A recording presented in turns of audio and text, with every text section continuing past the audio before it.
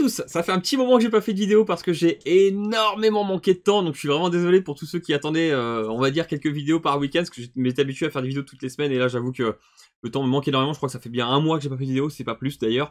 J'avais quelques vidéos de stock, mais là j'ai plus rien, j'ai tout écoulé aussi, donc bah c'est une catastrophe, j'ai plus rien du tout et je manque de temps. Mais j'ai le temps au moins d'en faire une aujourd'hui. Alors c'est quelque chose, je pense, qui va être sympatoche et très simple à la fois peut-être. C'est un MacBook Air, donc les anciennes générations entre guillemets, enfin les derniers datent de 2017. J'adore ces modèles parce qu'ils sont extrêmement fiables et fortement réparables, on va dire, par rapport aux modèles récents qui sont beaucoup plus complexes. Les écrans sont bien, les claviers sont bien, les batteries sont bien, enfin tout est bien foutu là-dessus. Donc c'est des bons petits modèles. Pour ceux qui cherchent un MacBook Air à pas trop cher, partez sur ces modèles-là de 2015-2017, ils sont très très bien.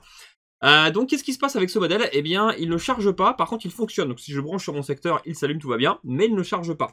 J'ai bien sûr essayé avec une batterie neuve, ça ne donne rien. Donc on va l'ouvrir, on va démonter la carte mère et on va essayer de comprendre ce qui se passe.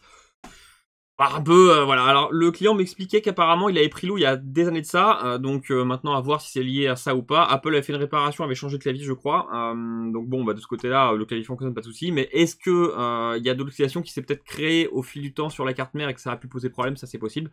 Donc on va l'ouvrir, on va le démonter, on va voir ce qui se passe. C'est parti. Voilà, j'ai démonté la carte mère. Bon, pour l'instant, j'ai rien eu de spécial de ce côté-là, en tout cas le côté visible. De l'autre côté, il y a beaucoup de poussière, donc possiblement de l'oxydation. Alors pourquoi? Parce qu'en fait, la poussière, quand elle vient s'agglutiner sur la carte mère et que vous avez un petit peu d'humidité dans l'air, ça vient s'agglutiner finalement dans la poussière. La poussière qui colle à la carte mère, forcément, laisse l'humidité sur la carte mère, et là, ça peut créer des oxydations. Donc ça peut venir de là. C'est un grand classique, hein. Poussière, c'est très très mauvais, c'est pour ça qu'on nettoie les appareils. Ça empêche, on va dire, quand c'est très poussiéreux, le refroidissement de bien fonctionner au niveau de la carte, et surtout, l'humidité peut s'agglutiner, donc ça c'est très mauvais.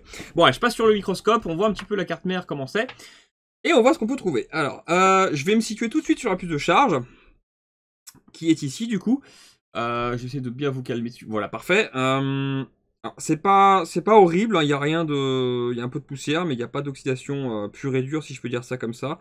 Voilà, donc ah bah voilà, j'ai trouvé, je pense. Donc là, je suis sur la puce SIO, c'est elle qui vient communiquer avec la puce de charge qui est ici. Et pour beaucoup, je pense que vous l'avez vu, on a une grosse pointe d'oxydation juste ici, sur une résistance d'ailleurs, enfin deux en tout cas qui sont très touchées, et les autres autour.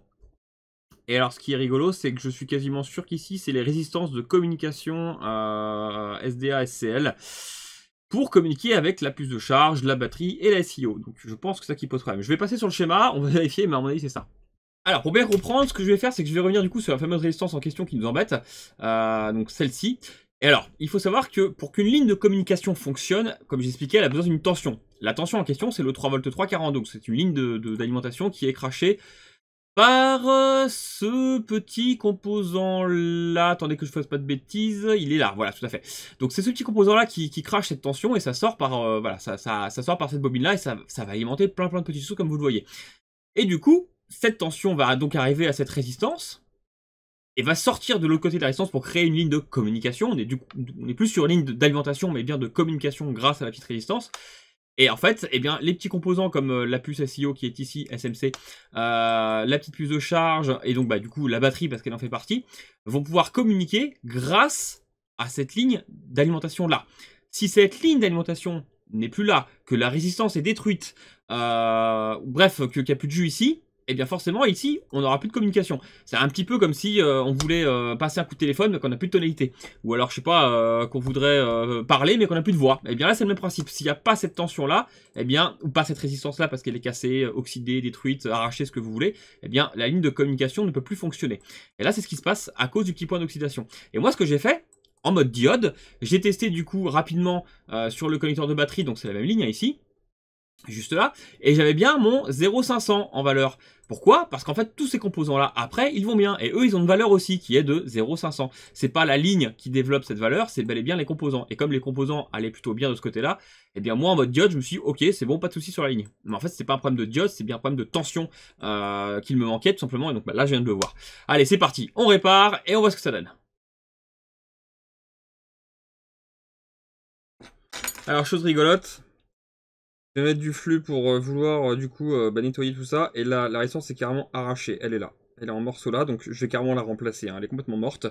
Donc elle est vraiment, je sais pas si vous l'aurez vu à la caméra, mais elle est venue tout de suite, donc elle est complètement claquée. Bon dans tous les cas, je vais mettre un petit peu de un petit peu de flux, je vais réchauffer tout ça un petit peu, ça va faire du bien, ça va nettoyer un petit peu toute cette oxydation qui est partout là. Et normalement, on devrait être bon. Alors, j'aurais peut-être besoin de refaire les pads aussi, je vais voir dans quel état sont les lignes. Si c'est cassé, c'est pas grave, hein, j'ai juste à les reconstruire. C'est vraiment très simple, en plus sur ce niveau-là à côté, il y a tout ce qu'il faut pour se prendre au cas où. Mais voilà, je donne un petit coup d'abord de flux et je vais nettoyer un petit peu tout ça, ça va le faire vraiment beaucoup de bien. Et on va pouvoir réparer pour de bon après.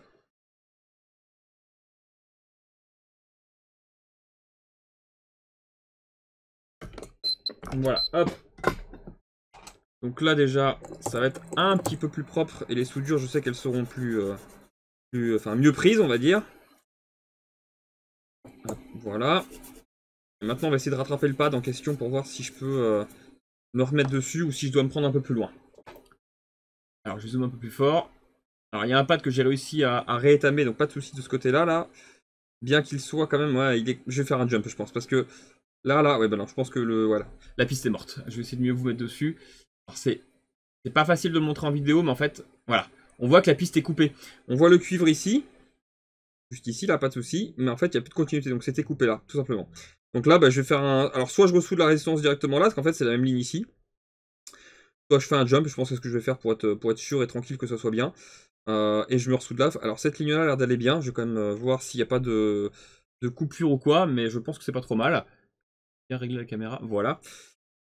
Mais voilà, c'était vraiment pas méchant, hein, mais forcément, une simple petite panne comme ça peut empêcher l'ordinateur de charger parce que bah, il y avait plus de communication qui se faisait avec la puce de charge. C'est du très classique.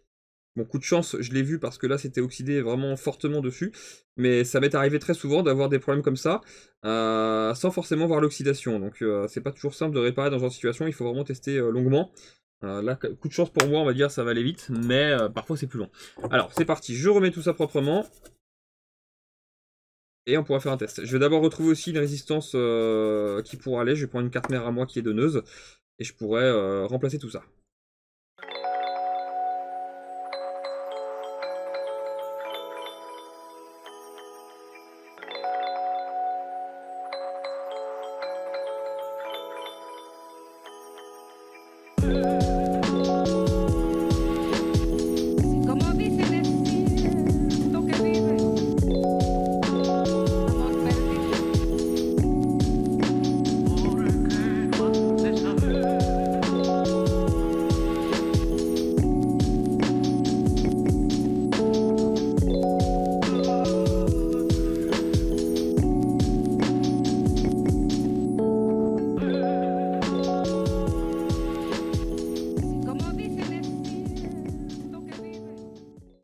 Voilà, c'est tout bon, je vais pouvoir refaire un essai. Donc là, ce que je vais faire, c'est que je vais le rebrancher, hein, je vais le remettre en route.